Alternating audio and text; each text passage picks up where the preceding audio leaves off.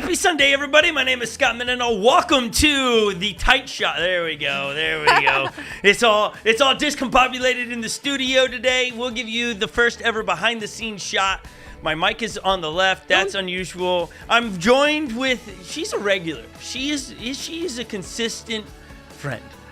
Lily Arnold. Hi. I would say I'm more than a regular. That's just me. What would you say? I saved one thing on my desk. Kettlebell. Moving day is tomorrow, and we've all the desk is littler. We're we're minimizing our stuff. This isn't even my desk. It's just if you only knew, it's like held up with like props to keep it level and stuff. If we put too much weight on these, it's going to collapse. It could be a colossal fail today, but it could be hilarious and caught all on video, which we're excited about. But this is the last time. This is it, folks. We've been talking about this for months, weeks, days, minutes, hours, and seconds. Feels like years, actually. We've been talking about moving day. We've been talking about this place has served us well, but we out of here, folks. It has been years. We are out of here. Lily broke down today and busted out the kerosene heaters because it's cold. Well, Legend came in and was like, it's cold, and I'm going to be cold.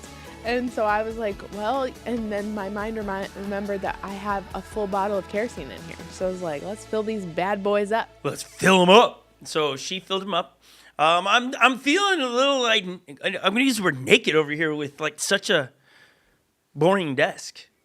And it looks really tiny on screen. It does. What do you think at home, everybody? That's you tune in every week and you're like, whoa, we are getting ready. Like, I think we should give them a tour. Of our space. Some of them have no idea. We talk about we're in a garage and everything. What we look at every week, like this place, it holds everything construction-wise, from the flooded basement to everything we use for inside But the first time ever, and because it's the last time ever we're gonna be in here, I say we give him we flip the camera really quick. Let's do it. Okay, I think Steven's I was gonna do the awkward transition to go around, but he's got this. We do have like a moving camera right now. We can use a moving camera. Go ahead and just put it in your hand. Let's be shaky. There you go. He's gonna be shaky. He's gonna work it around a little bit. All right, Legend, go back to me so he can maybe move it a little bit better.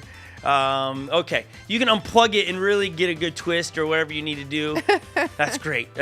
Okay, here's a better shot of what we look at on a weekly basis. That is right on the other side of our cameras. Look at that. Yes, we know our clock is wrong. Don't come up. Well, it's right. It's about to be right. Right. It's the best time of year because the clock is right when daylight savings comes. There's some kerosene here. There's our garage door. Some people don't like it when we show the behind the scenes because then they're like, wait, this is just like our backdrop is a curtain. Like here, I'll show you. I don't think we've ever done this, Lily, have we? Look at this. Oh my gosh, he's really going for it here. Yep. That's going to be no more, guys. We hide everything. We have a legitimate studio. In the works. Like, there's nothing going to be behind the scenes. Right. It's such a cool time. So thank you for everybody that's been with us, hanging in there while we figure this stuff out. Some people really think this is a real background, a true, like, we can touch kind of deal. Nope, it's just a fabric, and it's pretty exciting. This is it. Our feet are going to freeze one more time. We were in the teeny office / studios, and it was warm. Here is the most up-to-date picture we've taken, but this is, it has progressed even further beyond this. It is officially done. Like, outside of moving all this gear in here, it is done. Here is a great picture of before desks are in there. Yeah, it looks good. Well, that was even before the outlet covers got put on. Correct, in the trim. So we came in there and that was when we finished the floor on Tuesday or Wednesday, and then we snapped the picture. But now we have trim in there. We have all the outlets on but one. So we're pretty amped. That's going to be our and your new space next week. It was 71 degrees in there this morning. Oh my gosh. It was 35 degrees as I drove it into the studio today. We are stoked. That's because we don't have freeze. Like, I don't have to have layers on. Like, I only have this on because I knew it was going to be cold in here. So thank you for letting us have a wine fest for a second. A wine fest. We'll be able to just share with you our real thoughts of what's happening. And you got to see what we look at just past these cameras. Like, I don't know if you knew. It's just, I should probably, before we tear it down just for sentimental reasons, make sure I'm going to take a picture of what I see. There you go. It will look different in the It will, future. yeah. Well, It's and gonna then be we probably exciting. should give a tour of the next, because we're putting our offices in there and studios. So thank you. Like, I think about Dan and Jen, who were out here when the teeny office got put, and they helped finish the foundation. And I thought we were going to be done in a week. Oh, if I only knew. But hey, let's give a shout out to some people in the chat today. We got Mary Mendenhall. That's my mom. Hey, Mary. Hi, Mom. How's your weather there? I'll call you this week. We have Michaela in there. We have MQT, One Wheel, all the way from Michigan. We've actually personally met him. His name is Zach. He is our resident quoter of Kanye West. Can't wait to see what he's going to quote today. We have Jennifer Woodham in there. We have Nick Orlando. We have Megan. We have Steve and Katie. Oh, good bunch. Marnie in there. Now, see, I always feel bad, Lily, when I start listening if your name's not in my chat My screen name's there. in there? Gosh, you missed me. Your name is in there. I did see earlier they're driving to the Denver airport. Ginny Adams, she's in there. Be safe while you text and drive. I'm assuming you're not. You must be in an Uber or some kind of. Or maybe someone else is driving. Yeah, maybe like an Uber. That would be someone else Yeah. driving. Yeah. Or maybe Zach is driving. Maybe Her Zach husband. is right. Maybe. All right, Lil. We're gonna fire away this question before we jump into today's topic. It's a good one. Today's topic is one of those that a lot of people like to wrestle with. This is like one of the 101 human nature side of things. Okay, so how do you know if you have trust issues? Whew. Now we're gonna take it to a place that you probably aren't, but nonetheless, how do you know if you have trust issues? Like, we're gonna get to the topic. I like the topic today. But we're going to talk about like a little thing that like just kind of gets swept under the rug.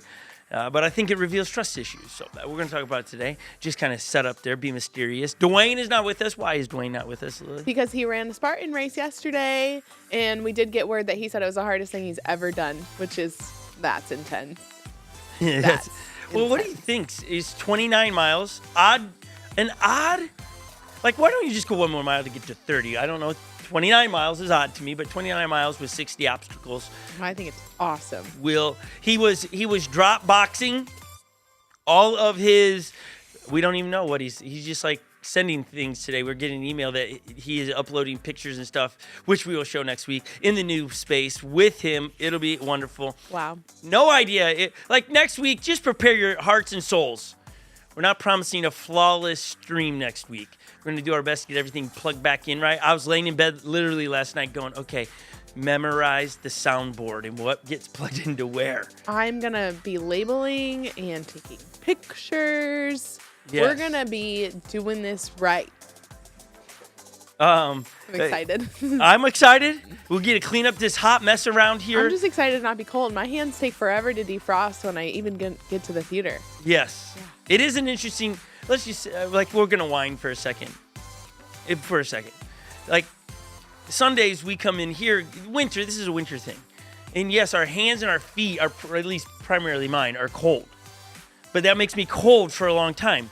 So when you drive from here to the other, it's about a 25-mile drive. You crank the heat just to warm up your hands, but then you kind of get sweaty a little bit because it's just your hands, feet are still cold. It's not a good mix. And then you're at But I literally don't know anything else. I don't either. So maybe we should have been hands in pockets with hand warmers.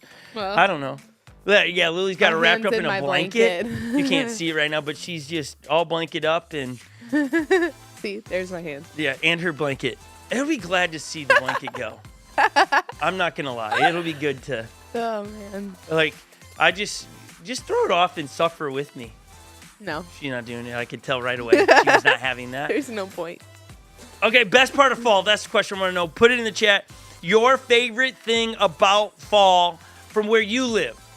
Okay, what's one of the coolest things about where you live in fall? Okay, I'm gonna steal the obvious because I asked the question. I had time to think about it, but it's totally the leaves changing.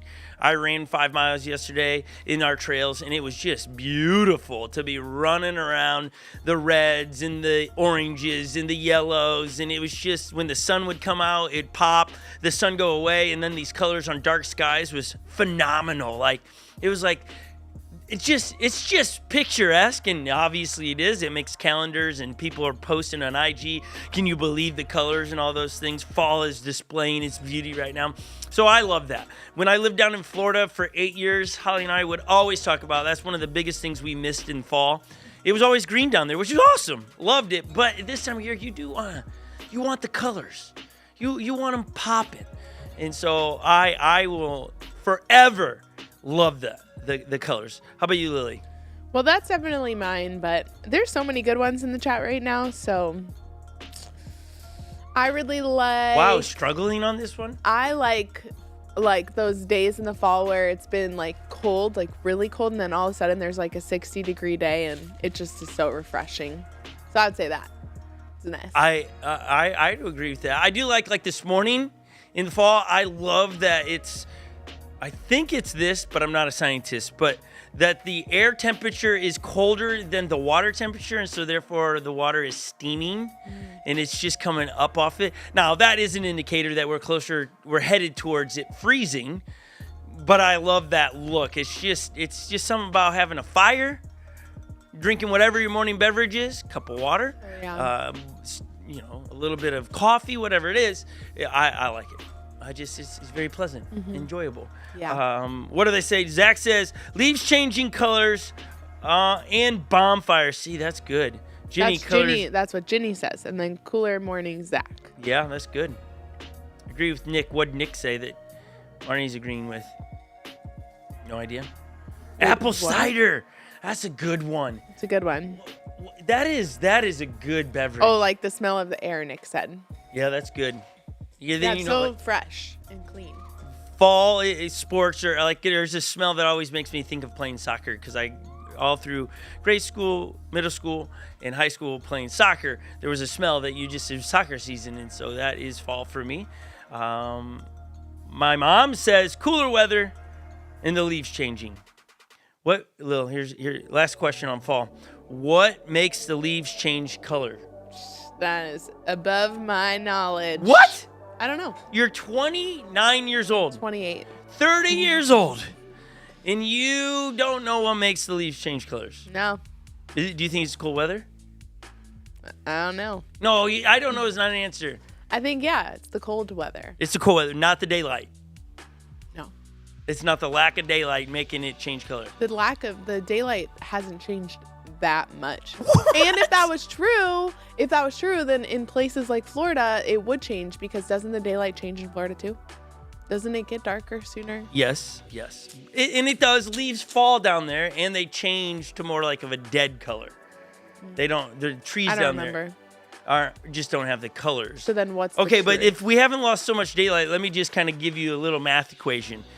In June of this year, 22. The sun set 22 almost, hours, you mean? What? The 22nd. Oh, okay. It set at almost 10 o'clock. Okay. The sun set last night before 7. Yeah. You don't think we've lost very much daylight? A few hours a day. What? That's a few hours a day. That's a lot. So you don't think when the leaves get their food from the sun and the water. Then it's the light. Which is it? I think that's the mystery. I think. Do you not know? No, I do. It is the lack of sunlight, and then the cooler temperatures make the leaves dry. So it's both. Yeah, but I think that the cooler temperatures help, but don't play a major part in it. It is the sunlight that is indicating time to change colors and go into hibernation mode. Just like the lack of sunlight makes animals get their winter coat. They work together. Yeah. There you go, Science 101. All right, how do you know if you have a trust issue? That's the topic of the day. We have a great song. It's one of my faves. It's an older one. It really is. It's become like, this is probably my generation's version of hymns. Someday the next generation going to grow up and go, that's such an old school song that this is a hymn style song. Oh, let's bust out the old songs from 2000s. It's Oceans. It's a great song. It's probably 10 years old. Yeah, it's old. Right? So, were you trying to figure out where I was going on that? I saw you look for my little set list. Yeah, I was like, he said hymn. I don't think I wrote a hymn down today. No, our version of I see what you're saying. Our generation's version of a hymn. No, it's fantastic. Okay. It will never not be good. But it really sets up today's topic about trust issues because the imagery in the song is phenomenal. As you listen to it, I don't know where you're at with a relationship with God.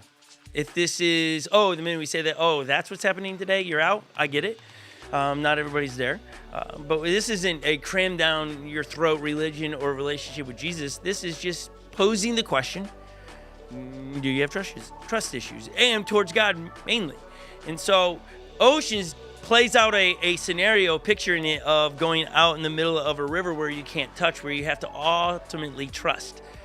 Where are you at? Are you a kind of sandy beach just dweller? You're staying there. You're like ankle deep water. You're like, that's where I got with, I'm cool with trusting God with very teeny weeny things like the weather's going to change or something. Maybe you're knee deep. You're waist deep. I don't know where you're, but how would you measure your trust with God in the depths of water which you trust in? Because where you can't touch is fully trusting God to guide your life in 100% areas of your life. And I don't know how to bookend that, but it would be from like health, your health and health of others, and maybe to world peace. I don't know. Does that seem like maybe you go personal health and finances, world peace? Does that seem like a good bookend though? Yeah. Okay. Lily's not very feisty today. Did you get enough sleep last night? I think so. I feel good. She's freezing. I'm thinking. I'm thinking. About trust Okay. issues. So here's Oceans, and we'll be right back. Enjoy.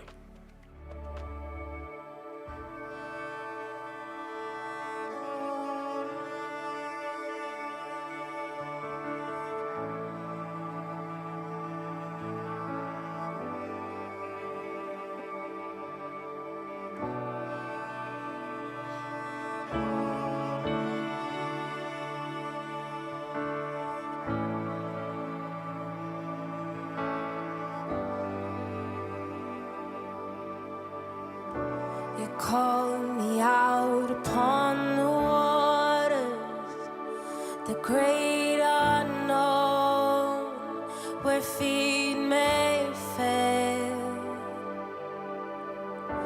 And there I find you in the mystery, in oceans deep, my faith will stand. And I will call upon your name and keep my eyes above the waves. When oceans rise, my soul rests in your embrace. For I am yours, and you are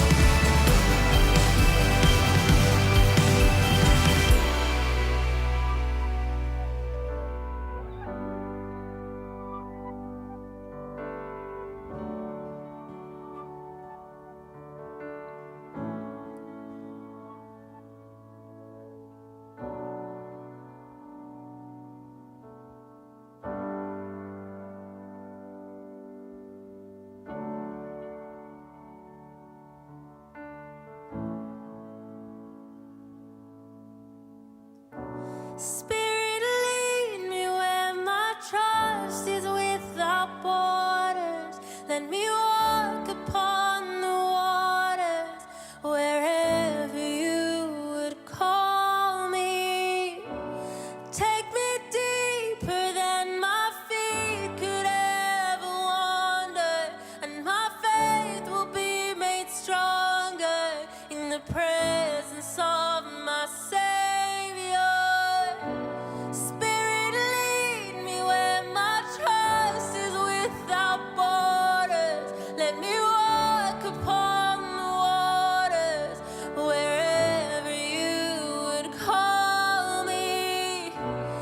Take me deeper than my feet could ever wander, and my faith will be made stronger in the presence of my Savior. Spirit, lead me where my trust is without borders. Let me walk upon the waters wherever you would call me. Take me deeper than my feet could ever wander, and my faith will be made stronger in the presence of my Savior. Spirit, lead me where my trust is without borders. Let me walk upon the waters wherever you would call me. Take me deeper than my feet could ever wander, and my faith will be made stronger in the presence of my Savior. Spirit, lead me where my trust is without borders. Let me walk upon the waters wherever you would Okay, you got to understand, like what I was saying before, right? Little that line in there, lead me to trust you without borders or something, right? Yeah. Great line, sets it up today. Do you have trust issues? Let's just all get straight to it. Yes, we all do. We all have trust issues. Sometimes our past inform us of our trust issues. There's a whole list of them of why we have different trust issues, if you will. Do you agree, Lil? Yeah, What totally. What are some of the things that can inform our lack of trust? Well, Jen put one in the chat. If you, where'd she put it? If you feel like you need to control everyone, everything or everyone, you might have a trust issue. Wow. Yeah, I feel like if you question a lot of things, you might have a trust issue. Okay, so these are self-check systems for you. Like in this, like you're asking yourself, I don't know, because this isn't a question we've probably ventured down very much, like because we just are busy doing life, and really it's somebody else revealing to you that you have trust issues. So you go, do I really have trust issues? If you have, I like that. If you feel like you have to control a bunch of things, it might be an indicator that you have some kind of trust issue. And again, our past is what kind of creates those past experiences with people, a certain kind of people, boss, husband, wife, brothers and sisters, friends, right? That's what, and then all of a sudden we go, I just have trust issues. Sometimes we actually say that like it's appropriate to have trust issues. So Lily, is there a time, and anyone in the chat, is there any time or an appropriate time to have trust issues outside of stranger danger? Let me just take that one off the table, okay? I'm talking about us as adults, maybe middle school up, right? Like trust issues. What are there any trust issues, Lil? Do you is there any time it's okay to question something? No, that's okay. That's a different question, right? Yeah, I think so. I'm genuinely saying, like, I don't trust this kind of person. Is that appropriate to say? I'm thinking. This is Lily's thinking face, left and right. What you're concerned of? Middle school and up. Yeah, because I think little kids. There's some boundaries there that are healthy and necessary. I'm gonna go no. You're saying I could be wrong, and I could be missing something widely obvious, but. There's not in my limited research, I didn't see anything that said that it's okay or not okay to have trust issues. I do think it's a bit of the, I like the term the idiot light that goes off. I think when you're having trust issues, I think it reveals in you something's there. I found one. Oh, okay. You'd like Don't trust the devil. I'm serious. And it makes me think of like in the Oh my garden. gosh. No, I'm serious. Did God really tell you? Like that's where trust issues started. Right there. Okay. Did God really tell you that? Okay. I think it really diverts to the devil on that. That's like a great trump card. I'm trying to think of anything, and that would be the. But I think, again, Elizabeth is even pointing out to what I've been trying to say. Yes, there are there's all kinds of books about boundaries with people that like have constantly hurt you, okay? When I say trust issues, I think there's a negative feeling you have towards that individual that your lack of trust in them actually wants, I think, you either to be pushed away in what they want you to do in a way that could hurt you. I just think this. I think of the Psalms the Proverbs that talks about, Lily almost knocked her desk over in I literally thought it was going. I thought I was going to. We're learning. We're learning you can't actually touch our desks today. They're just for looks. I've also noticed that They're a little wiggly. we've wobbly. lowered the desks to be appropriate size for the new place because we had them set up here on platforms, and my camera is now up, like at an angle. You can barely tell, but Like, I you can can't- feel it. Well, Nonetheless, it's just the new things. I'm sure there'll be new things next week. It's just getting us ready for the next. But I think the Proverbs that talks about guard your heart for it's the wellspring of life, right? Everything flows from it. Pay attention what comes out of it. It's King Solomon. I think it's Proverbs chapter 23 or 24 says it. Guard your heart for it's the wellspring of life. Everything flows from that. I believe that's the NIV version. And I think what King Solomon is trying to tell us is like pay attention to the idiot lights. Pay attention to what comes out of you. So if you have a disgruntled feeling or vibe towards someone, that's in you. But we as humans are great to blame it on them. We want to modify behavior. Well, if you'd stop doing that, I wouldn't feel this way. If you would do dishes, I wouldn't get angry. Well, what you're saying to the individual is like, hey, as long as your behavior matches what I have as expectations, then this won't come out of me. But that's us doing it backwards. It should be, oh, wait, it's coming out of me, so it's got to be in me. Because then Jesus comes years later and says, for the overflow of the heart, the mouth speaks. So when the mouth speaks and you don't like what the mouth's saying, what should really kind of turn your stomach is that's coming from your heart. Now, we forget a lot of those things because we want to say outside forces are impacting me and all these things. I'm trying to teach my kids this. Hey, you can't control your siblings. What they do to you, you have zero control over. I mean, again, to the extreme, you could go and, yes, I'm bigger so I can hold you and keep, but you can't control what they're going to say and how they're going to say it and what they think and all these things. All you can do is control your reaction, your response, what comes out of you. Now, as adults, what we've done is we've created filters and we realize, oh, in this audience, I can't let that slip out. But me being around people long enough as a pastor, sometimes those filters get like out of order. And all of a sudden they say something that they're red in the face. They got caught with their hand in the cookie jar. And all it was is like, oh, crap, my filter system is broken. It's in you. Whatever is coming out of you, you don't like, it's in you. It's not your spouse's problem. It's not your roommate's problem. It's not the other driver's problem. You don't like them tailgating. You don't like what they did. You want to give them the finger. And I'm not talking about thumbs up like you're doing a great job, right? That's in you. Keyboard warriors. It's just typing away, thinking I can just say whatever I want on the typewriter. Overflow of the heart, the fingers type. So it's an indicator for us. It's the idiot light system that's built into humans that just gives you an indicator, oh, I got some things to work on. And then we just begin to slowly but surely work on them. But we tend not to. We get into the trap of busyness. Lily, what do you know about busyness? it sometimes cannot be good to be busy. Distracts you. It distracts. Busyness is a distraction.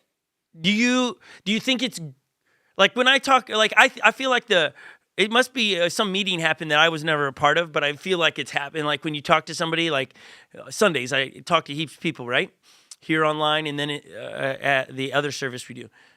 How's your week? Oh, busy. Like, I feel like that's a metric for success. The busier you are, the more successful you are. So when I get to say I'm busy, it just feels like, man, I'm doing some stuff. Is that a benchmark for success? Is the more busy you are, the more successful you are, Lil? No. Okay. I don't think so. Your one-word answers today are really killing me. But I also think that some people say that it was busy, like they wish it wasn't so busy. You know?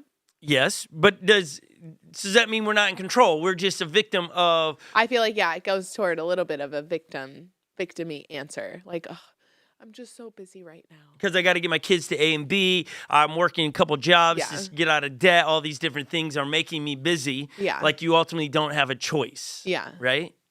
Like you didn't get yourself there in the first place. Yeah. We're great out here to remind people that most of our problems are not just random. They're usually cause and effect by our doing. We spoke words that would ruin a relationship instead of build it up. We're building lines instead of circles, where circles just, hey, let's bring as many people in and be around people. We build lines going, hey, no. If you don't agree with me, you stay on that side, I'll stay on this side. Again, with what's going on in the Middle East right now, the lines are being drawn all over the place. And I'm just trying to, what? Like, why are these lines being drawn? It's like, man, I just still... I know we haven't talked a bunch on that topic. One, it's like polarizing to just what is going on. But lives are being taken on both sides, and it seems egregious on both sides. And that's what breaks my heart. Now, when I say that, the other side is, it is war. And I just wish that the innocent weren't leveraged in war. And I'm not in control of those things, but so my heart is for those innocents, that families that are trying to get out of the line of fire and they're being used to leverage. It doesn't matter your religion, your beliefs, it just breaks my heart. Humans are humans in like when I say this isn't to be I just think every life matters. Every life. And so don't get me started on that. So the question I got to be asking back to our busy thing, if busyness doesn't actually make you successful, what is keeping you from being successful might just very well be your busyness.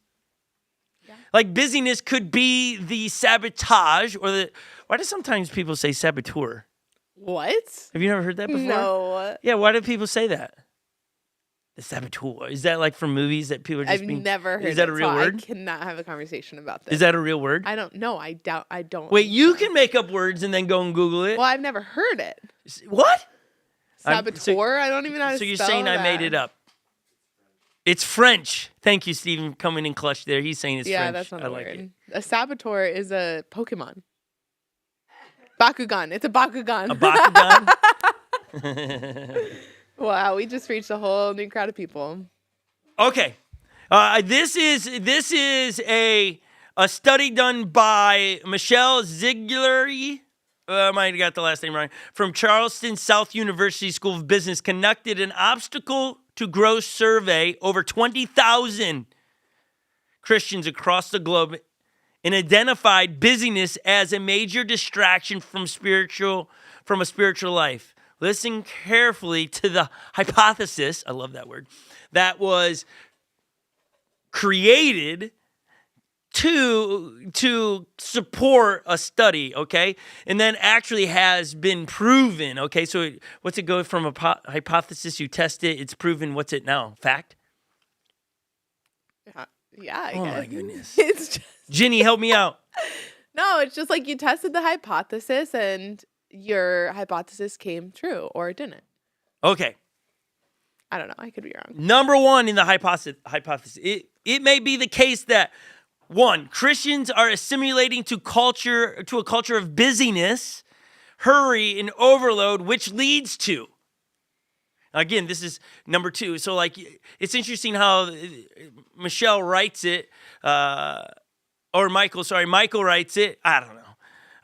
Writes it. It's Michael. You got 1, 2. It leads to God becoming more marginalized in followers of Jesus' lives, which leads to, like, it's just a slippery slope, this busyness, which leads to a deteriorating relationship with God, which leads to followers of Jesus becoming even more vulnerable to adopting secular assumptions about how to live, which leads to, number 5, more conformity to a culture of busyness, hurry, and overload. And then the cycle begins again. It's like it doesn't stop. That's the crazy thing with this hypothesis is like, but now is fact that proven, you get sucked into being busy and it just creates a circle of more and more busy. Busy, and that's all you're doing, and therefore sabotaging any growth spiritually. Any growth that you would try to have in the trust issues, you're too busy to stop doing it. We've been doing it for a couple weeks now because I've been really on one about this busyness and people slowing down. We've been setting aside in our live service where we just have a moment where we're calling it business time with God, where we're letting people take time to have a relationship with God, even if it's only for 5 minutes, because busyness of what we just read here is only leading to a lack of a relationship with Jesus, which leads to, right? We just read, I want to read it again because there's so much in there. At the end of the day, we're so busy we don't have a relationship with Jesus. We call ourselves followers of Jesus, yet we are not taking time to do the things a follower of Jesus should be doing. Now, would you like to poke holes into that hypothesis, which has now been proven? Oh, absolutely not. No. Like, I don't think most of us would. I think most of us hear that and would agree. Yeah. But because we're in this cycle, the circle, we don't know how to get off. It's not like you're on a subway or you're in the underground in England where it tells you next stop is, and you get off the train. There's no next station is, you can get off the train. It's just this circle that's going and going and going. Now, here's what I feel like on this topic, Lil. I have to quote all of these people that have these great titles because my title as pastor somehow in today's culture means very little. That I don't have, I'm not a professor or so, like, you get discredited that, you just are using the Bible to prove the Bible isn't enough. So you got to quote all these other people. You have a facial expression there that you don't agree? Or no, what? I agree. I think that what you're quoting and like even what you're about to quote, I'm looking at what he's going to quote, is just a version of things we've read in the Bible. Yes. So... Right, it's just... I don't know. It's funny how, and this is a true problem in culture, in other studies that I love reading studies, and because it gives you facts of the culture and where people are in their headspace, but Jesus said is not enough.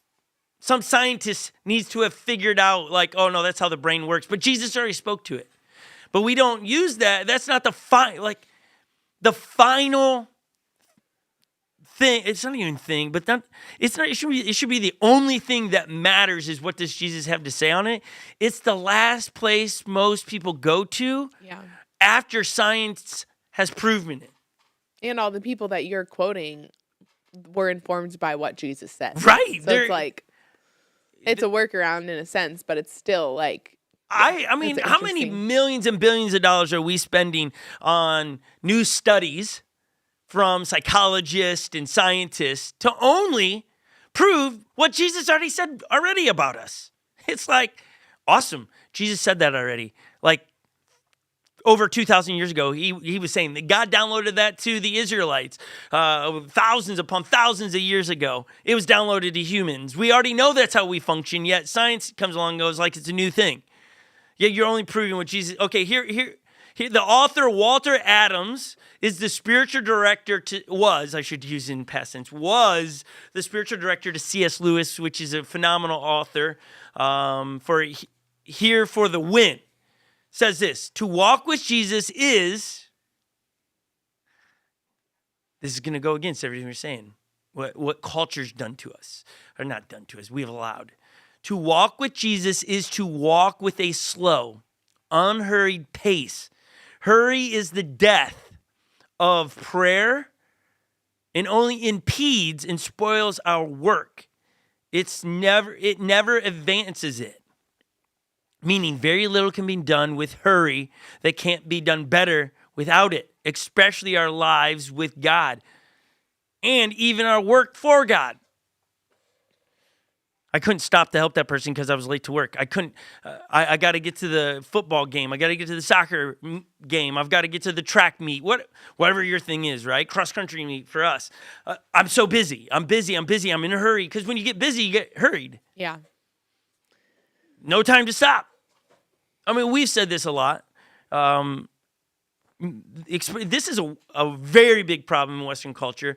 Our number one beverage of choice to purchase by a landslide over any other type of beverage is caffeinated beverages. The energy drink craze, I should say, started in the United States and hasn't stopped. Other cultures drink it, but it's not the go-to. That's not the number one purchase deal. We need to caffeinate ourselves to keep up with the pace. Oh, for heaven forbid, we just stop and just relax and enjoy the colors, the fall colors in a fire. I'm too busy. I want to, but I've just been so busy. Some people call it the rat race, right, Lil? Yeah. Caught in the rat race. We get caught in the rat race.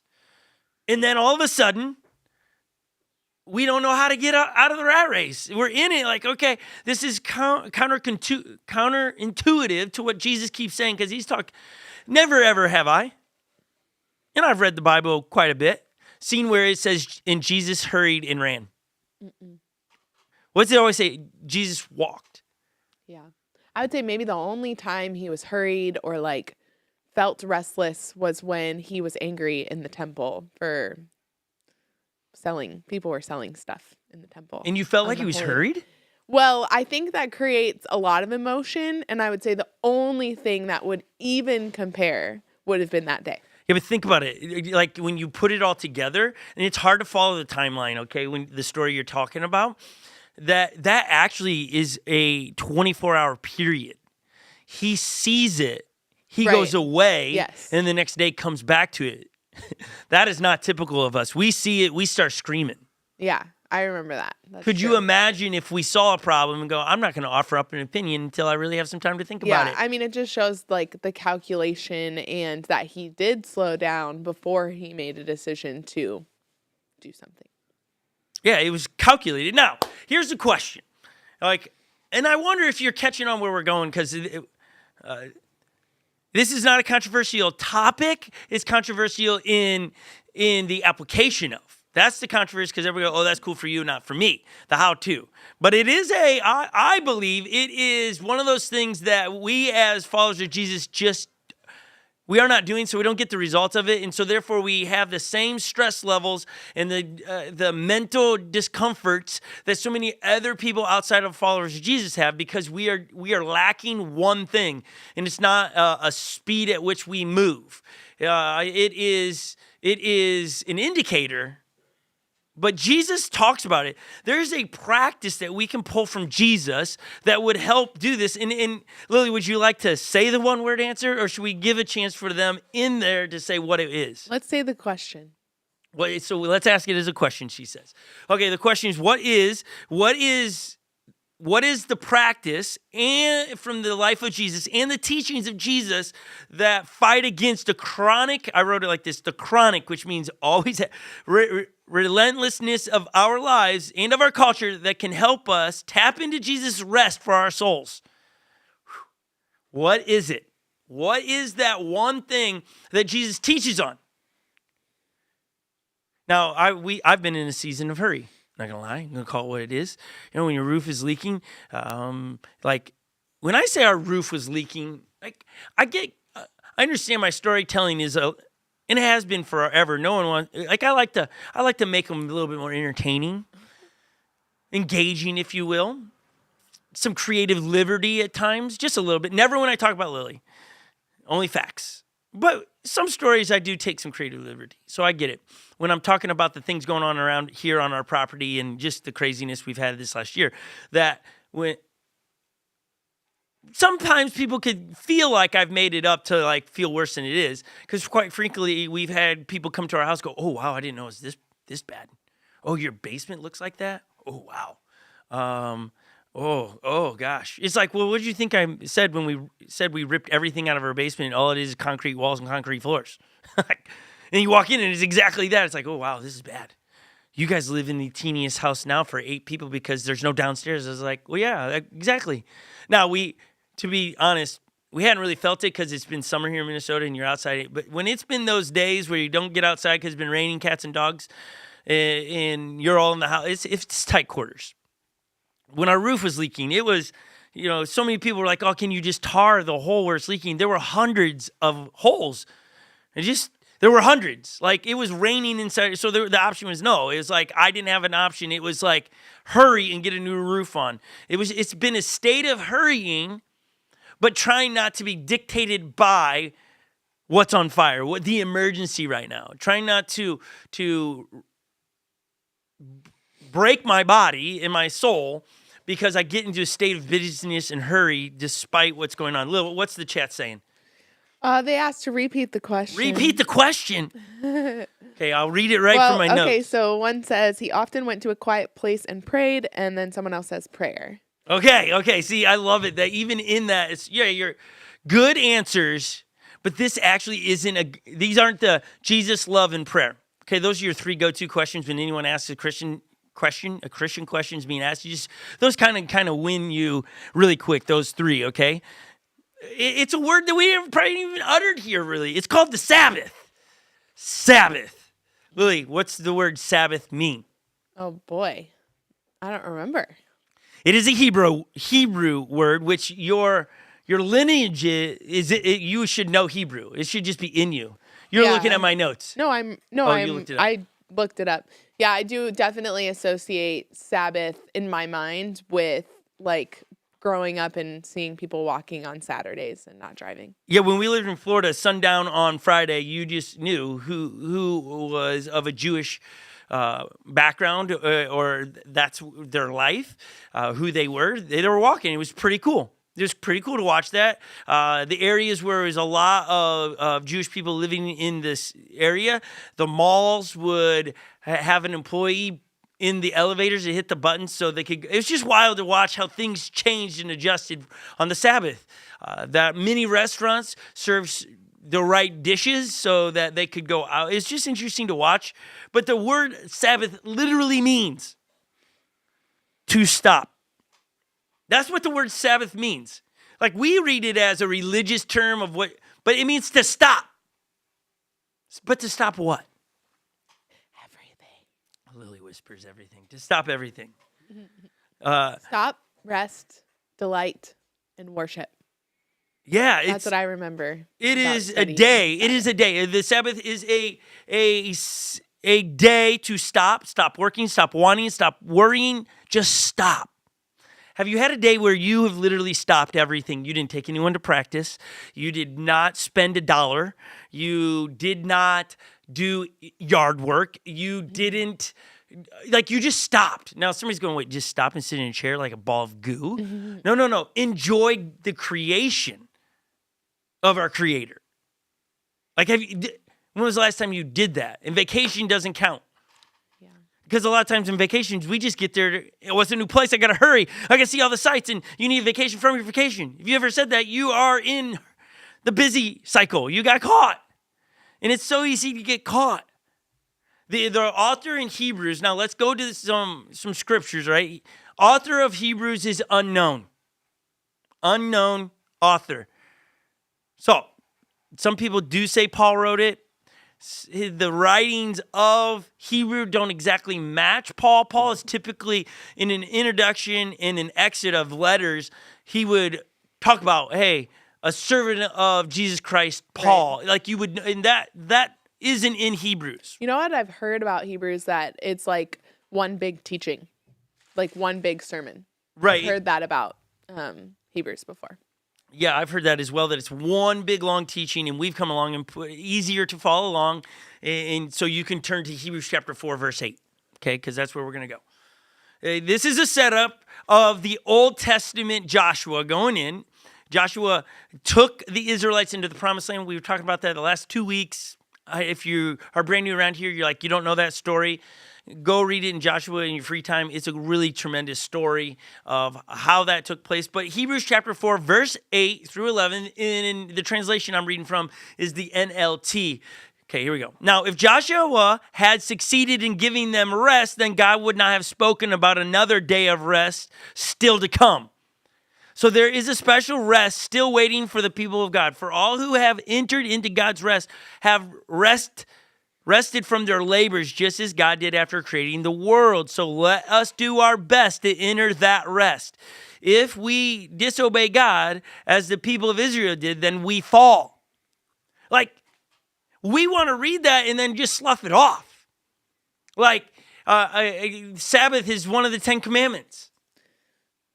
One of the 10 commandments, but yet it's funny how we as followers of Jesus, we pick and choose. Like, oh, no, that one, I don't think that one really.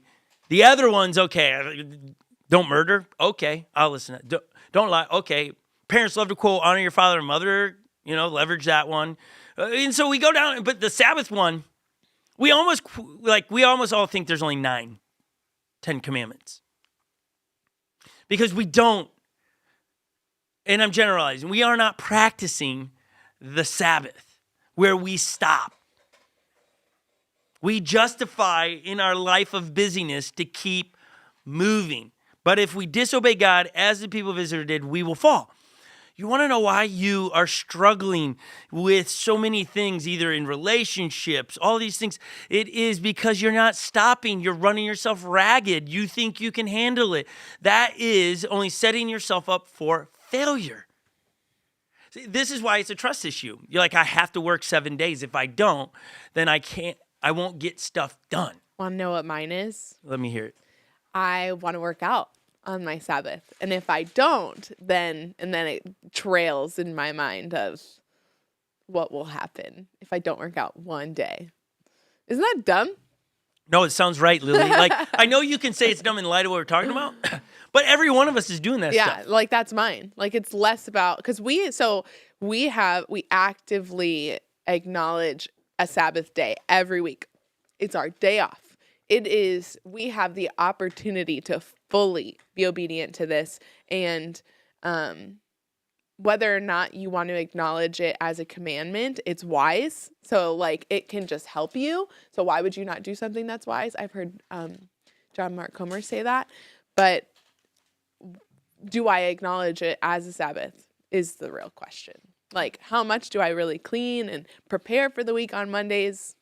Sometimes it takes more work to acknowledge a Sabbath, but it's always worth it to stop and delight and rest. And I like how in Hebrews it says, what we just read, for all who have entered into God's rest have rested from their labors, just as God did after creating the world. Think about it. It says on the seventh day, God rested and he took delight in his creation.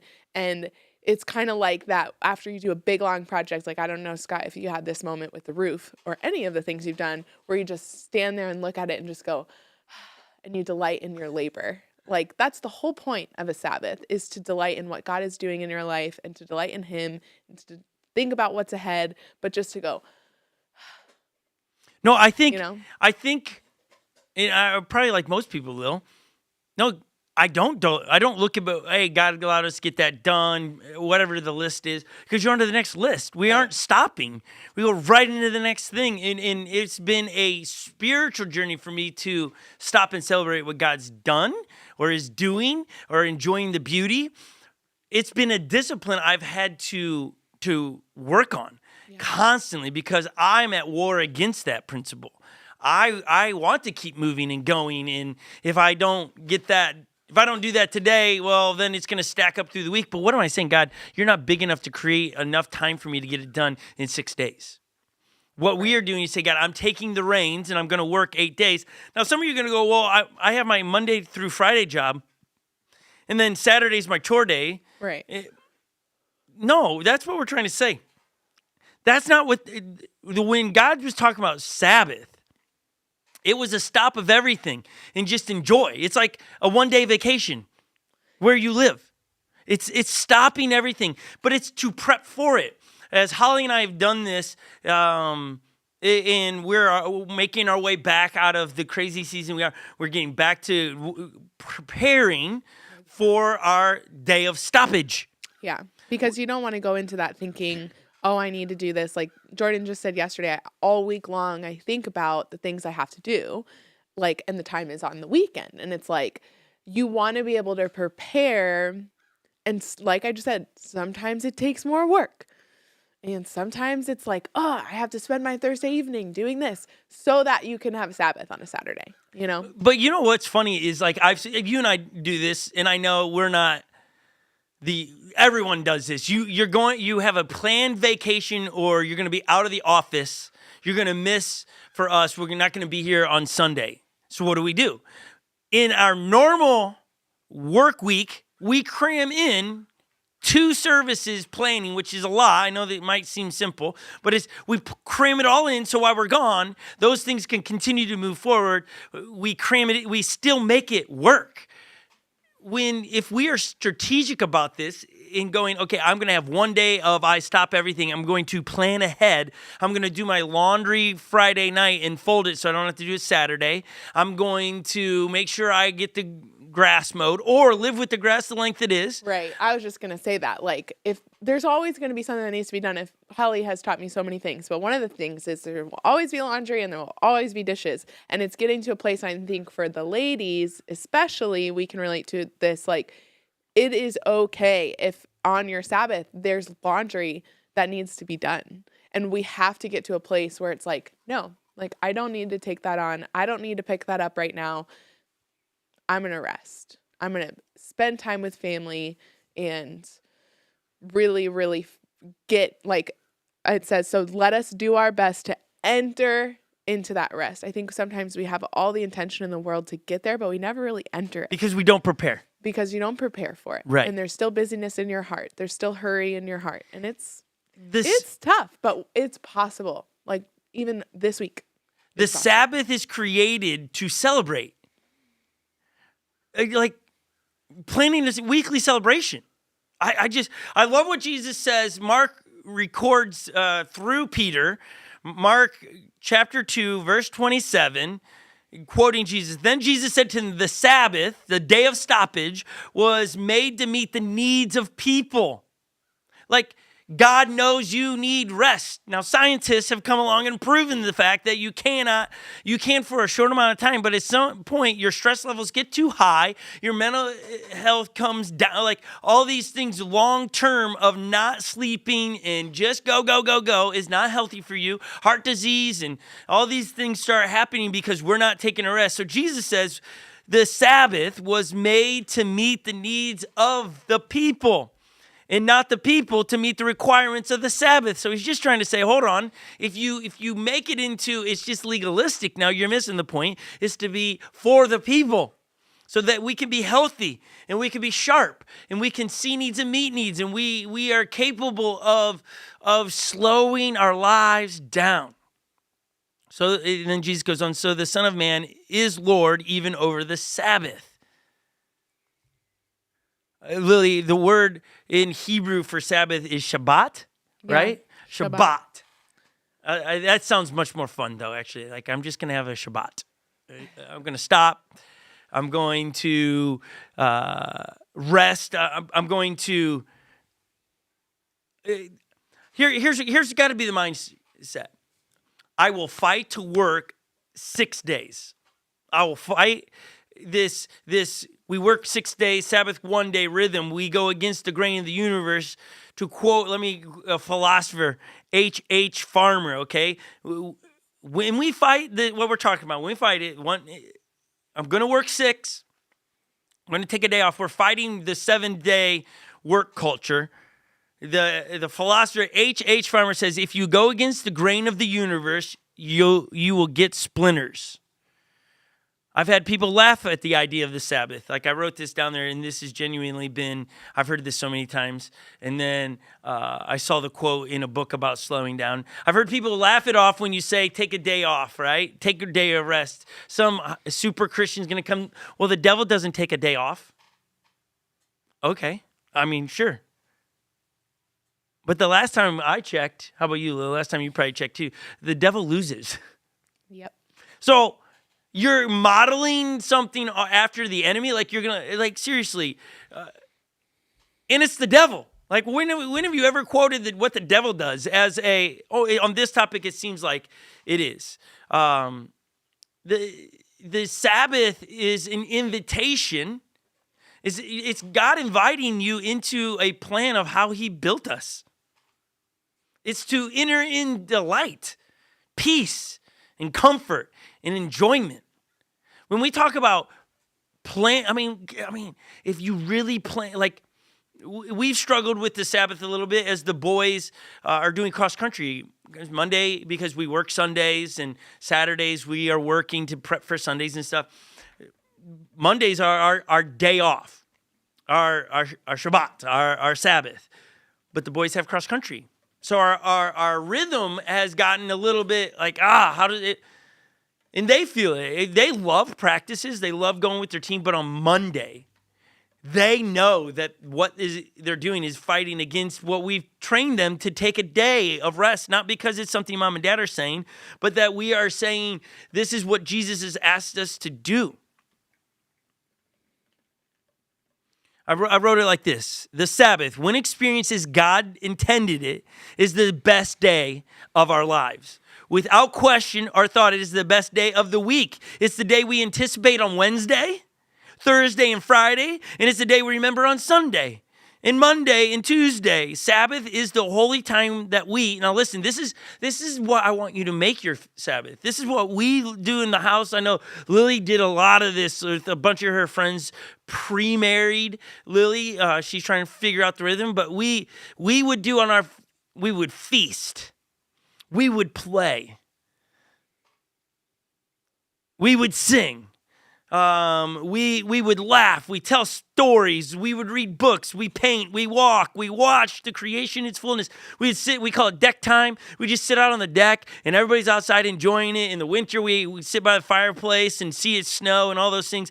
But what are we doing? We're just enjoying. And when we talk about feast, it's kind of like it's a fun day to eat. Pretty much, as long as within reason, when the kids go, "Can I have?" It's like, yeah, sure, go for it. Like, enjoy it. It's one day. It's if you will, the cheat day. Eat what you want. Don't have to work out. Just enjoy. But that's not when you hear stop, you're going, what am I missing out? And you think I'm suggesting this. Like, oh yeah, you have to teach on this. You're the pastor. No, I genuinely participate in this actively. Do I get it right all the time? No. I do want to read, I want to read the 10 Commandments deal here. The interesting thing about the way this 10 Commandment is, we were quoting them a little bit ago. If you have the King James Version, thou shalt not murder, thou shalt not steal. And it's just kind of listen, thou shalt honor your mother and father and you will live long, right?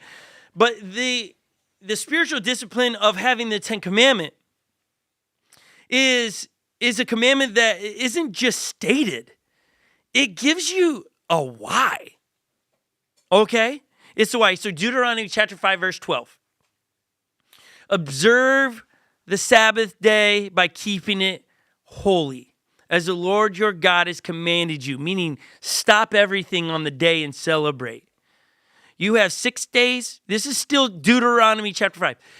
And this is God downloading this to the Israelites. You have 6 days each week for your ordinary work. But the 7th day is a Sabbath day, a Shabbat, day of rest, dedicated to the Lord your God. On that day, no one in your household may do any work. That includes you, your sons, your daughters, your male and female servants, your oxen, and donkeys and other livestock, and any foreigners living among you. All your male and female servants must rest as you do. Remember that that you were once slaves in Egypt, but the Lord your God brought you out with his strong hand and powerful arm. That is why the Lord your God has commanded you to rest on the Sabbath. Somebody's going to go, that's Old Testament. It's funny. We just pick and choose, don't we? We don't, if it doesn't support what you're already doing, we want to figure out a way to debunk the truth of God. I hope this stings a little bit, right, Lil? Yeah. I hope this is rattling some people because you are living unhealthily if you're not taking a day of stop. And I think, to be honest with you, we all, if we can slow down, we got some things to fix. But I'm so far in debt, I cannot take. So you don't trust God? You don't think God can? Perfect example in the corporate world is anyone, Lily. Corporate world, who is the best example? Oh my goodness, I can't even believe right now. Chick-fil-A? There it is. Oh. There it well, is. Well, you know what? When you say corporate, I don't think of Chick-fil-A. And I was just thinking about the male and female servants, how they were required to rest as well. Can you imagine how honored those servants felt and how a part of the team those servants felt? And it was normal in that day. It all within context. I don't think it's the picture we paint in our minds when it comes to servants in a home. But I just, I think of Chick-fil-A employees, it's probably a good feeling to know I don't have to go, I will never be asked to work on Sunday. And it's just pretty cool. I just think it's the only place I see it in Western culture. I mean, when growing up, Sundays used to be the primary Sabbath day. I mean, everything was closed. When I was really young, I remember it was you made sure on Saturday you're looking at your gas tank where I grew up because everything's closed on Sunday. And you would go to church and you would celebrate what God's done throughout the week. And you'd go home and you would literally, that's it.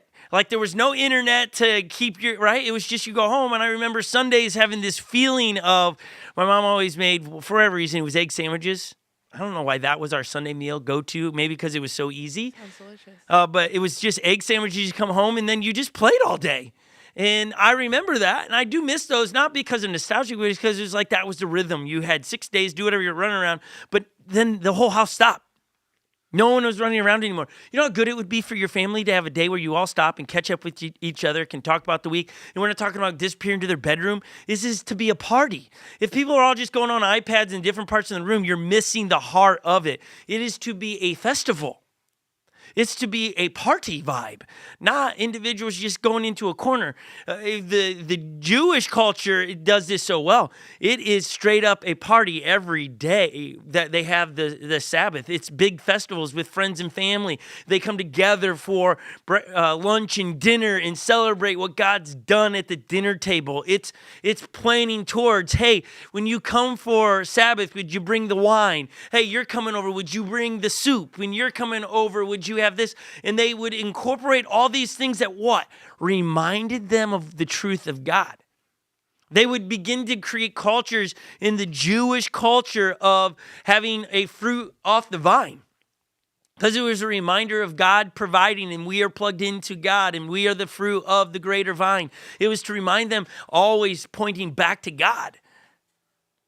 Oh man, it's actually such a beautiful thing. But we want to push back. So let me give you, if you want to continue to go in the direction of straight up hurrying, working 7 days of your life, and you're just straight up busy, this is what you'll find.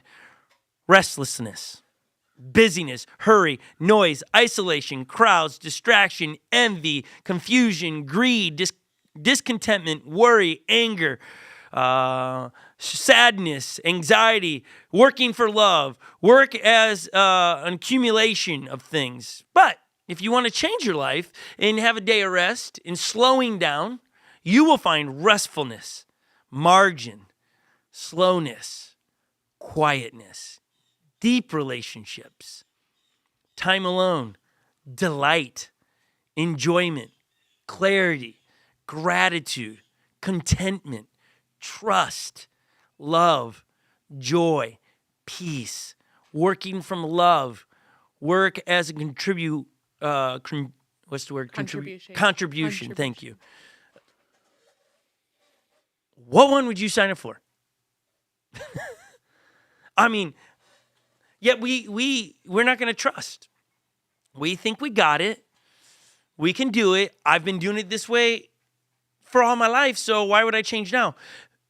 You know that it used to be before. I mean, it's a fun little deep dive to go, like, how do we start keeping track of time? Because it just used to be you were a product of the sun. The sun came up, you woke up, you worked as long as the sun was up, and then you went to bed. So then the rhythms of life went with the seasons.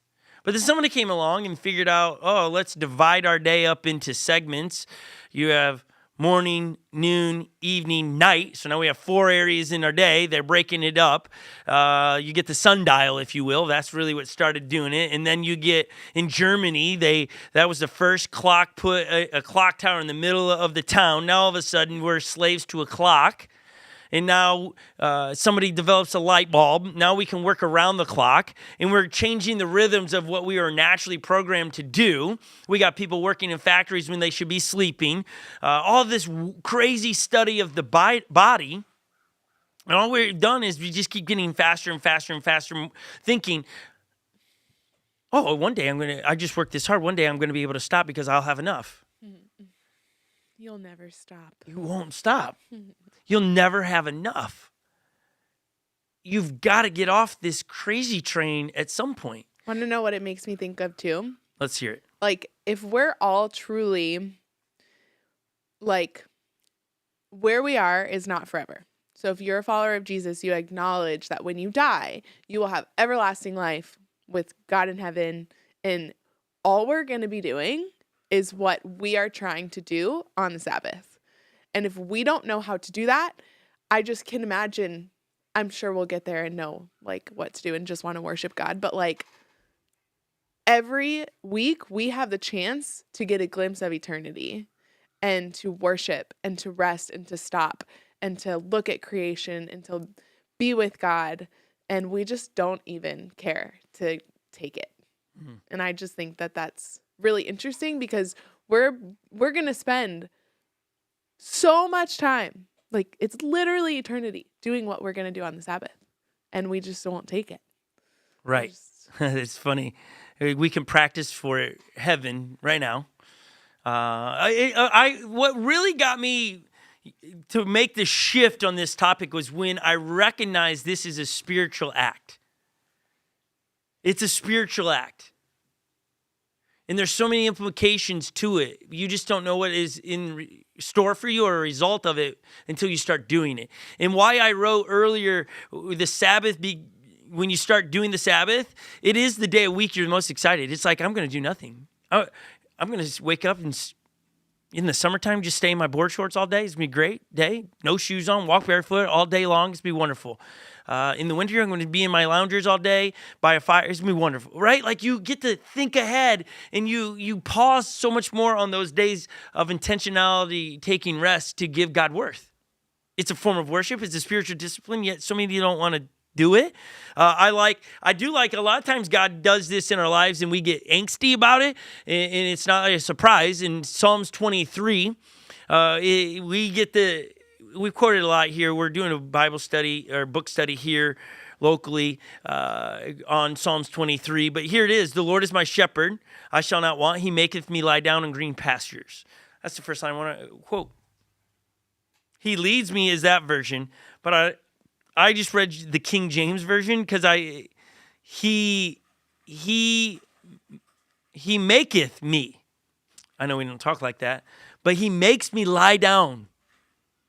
When we get so busy in life and we won't pause to give him worth of credit, you know what he tends to do? He's go, okay, I'm going to send a wait a minute vine. Those are the vines you run through the woods and they grab your clothes and you're like, wait, I'm stuck. It's a wait a minute vine, right? He's going to say, all right, wait a minute. And we fight it. Broken bones and sicknesses and all. We're like, oh no, I got to keep moving. I keep moving through it. And it's like, God's like, you are an idiot.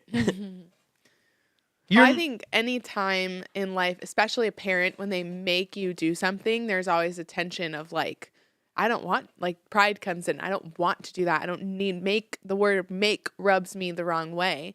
And sometimes we just need that father figure to go, no, you need to. So I'm going to make you. And I think it's healthy. It is in this context. Yeah. I mean, how many times like, we don't talk like this around here at all, but the truth is, Lily and I are teammates, but I am her boss. With that, right? Like there are days that I look at her and go, "You're too stressed. Go for a one-wheel ride. Go get a break." What am I? I'm making her pause because she's trying to fight through it, and she'll do that to me sometimes. Scott, that was a rough phone call. You just go walk through the trails or whatever it is. Why? Because it's us seeing, oh, you need a break. Mm-hmm.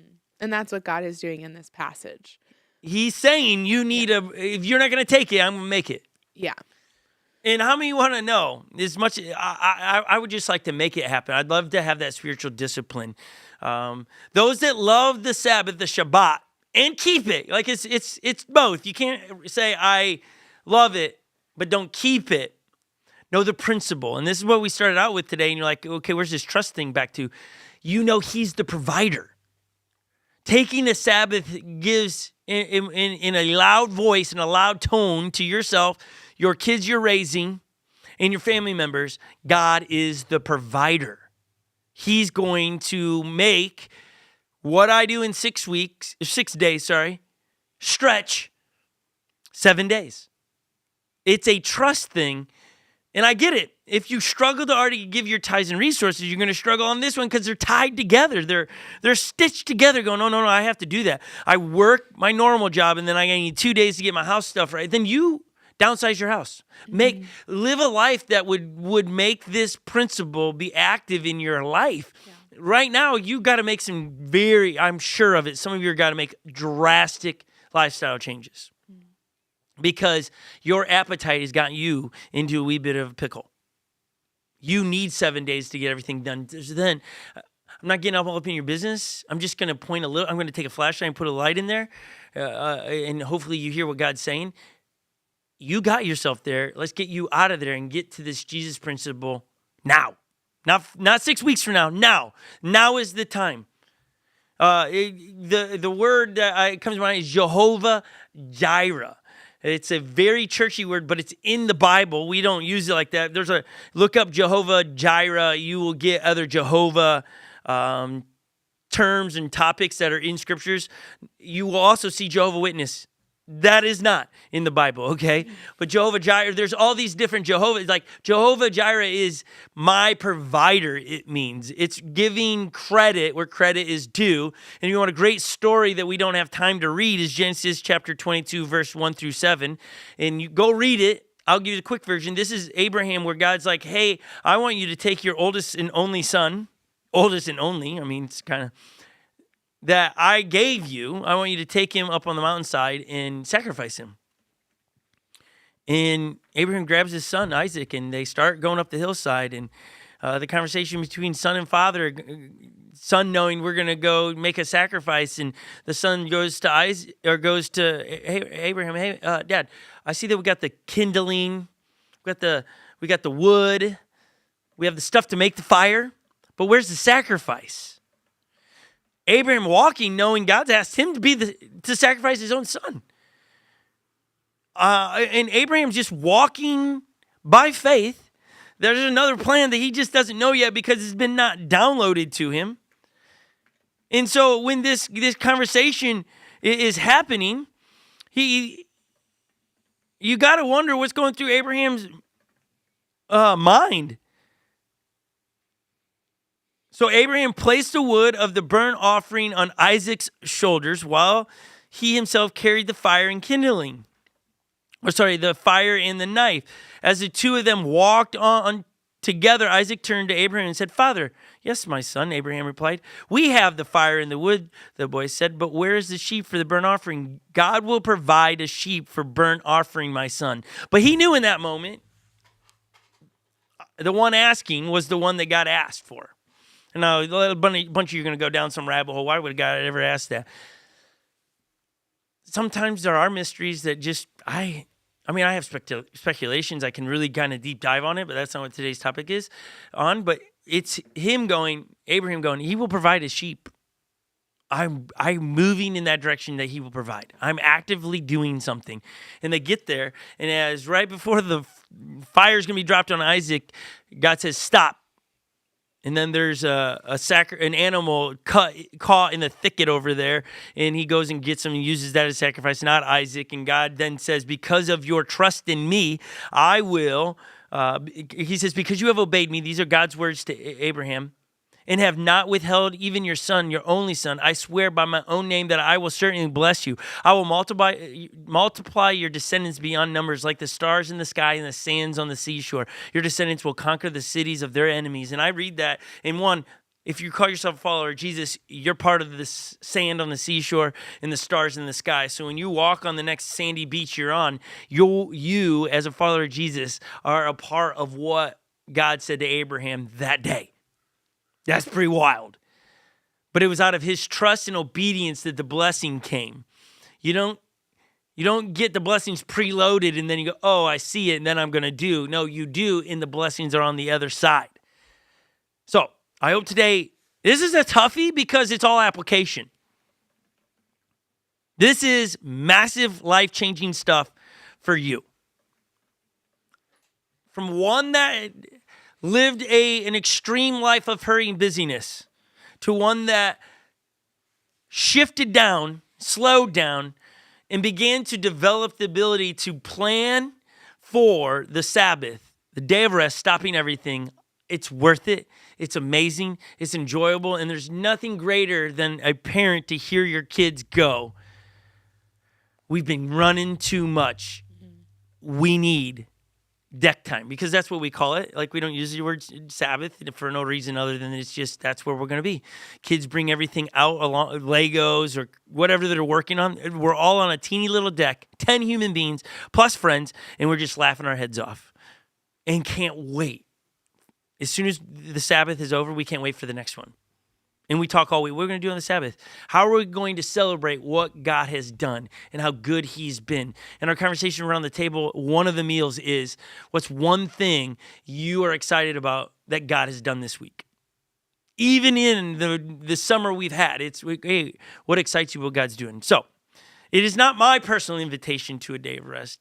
It is me on the behalf of God coming back to you and saying, hey, this is a spiritual discipline. This is not optional, but we treat it as if it is. Some would call it a sin if you don't do it. I will let you process that one. But it's definitely in there. It's in there that we're supposed to do this. And if you're not doing it, it could explain a lot of the mental things that you have going on in your life and physically the things going on in your life because you're not taking a day of rest. So maybe along with the medication you're willing to try, maybe, just maybe, try this. Try it for 6 weeks straight before you don't do it again. 6 weeks straight. One day a week you stop. Why you chuckle? Money back guaranteed. Guaranteed. I'll give it back to you. I know this works. Yeah. You'll get so far as wanting to turn your phone off all day. So just don't let that put you on your heels, but this does something. So I'm excited to start it back up. A lot of good books out there to read on this. Okay, there's a book called The Sabbath, and we quoted one of the authors in here. You can read that one. I see if I can get back. But you won't be disappointed. Dan Allender, book called The Sabbath, and The Sabbath is an invitation. It was when we talked about the invitation into, that is from the book Sabbath. Go read it to get more information on this. It's going to be a game changer for all of you. Let's pray really quick. Jesus, I ask right now that you would nudge hearts to change and move in the direction of a Sabbath day, a Shabbat, where everything stops and we just reflect on how good you are, even if there's very little good things happening in our lives. But we will always be reminded on that day that how good you are, and you're good all the time. That we would slow down that we would slow the pace down, that we would live differently because we trust you. Not blindly, but with promises. And we see in the results with Abraham that slow down, that trusting part. God, may we implement this spiritual discipline in our lives. Every last one of us listening this week may be a game changer for all of us in your name. Amen. Amen. Thank you, everybody, for rocking and rolling with us today. I hope you got something out of it. This is a good reminder for me and my family, and just the season we've been in. It's always good to remind you to go back why you should have the Sabbath and what good it is for you. So thank you for everybody that trusts God with your resources and you give financially to Unlock Church. That is not you have to do to be a part of Unlock Church. It's between you and Jesus and what he says to you on it. And I say that I know what Jesus is saying to you. It's that do you trust him portion of it. And a lot of areas reveal our lack of trust to Jesus. But we make it easy here for you to give, especially in a digital capacity. You can text the number 77977. Put the word unlock in the text part. And then when you hit go or enter or done, you will get a response back that will give you a link you can click. You can set up automated giving, which you can give regularly so you don't forget. That you can give a special, which means a special offering where like, oh, I want to give more. I know they're getting a teeny, all those kind of things. That's where it can all be done. You can go to unlockchurch.com/give to give as well. And again, without those giving, the things we're doing, just more difficult. And so I thank you for your faithfulness in trusting God first and foremost, and then trusting Unlock Church with your resources. And we'll be back next week with our good friend Dwayne checking in on how he did in his Spartan race. Can't wait to see his medal. I want to know how many obstacles he got done. Yes. How many burpees he did, because burpees he had to do, what was it? 30 burpees for every Failed feature obstacle, which was 60 obstacles. So, I mean, either his arms are dead or we're going to be broke, because we also said we would give $2.50 for every obstacle he gets crossed, I think we said. Yeah. So be excited to find out next week. We have pictures loaded up from his day. And so don't miss that next week. And in the new studio. I can't wait either. It's going to be great. So everyone have a fabulous week. We will see you next Sunday. Enjoy your Sabbath, everyone. Adios. Bye.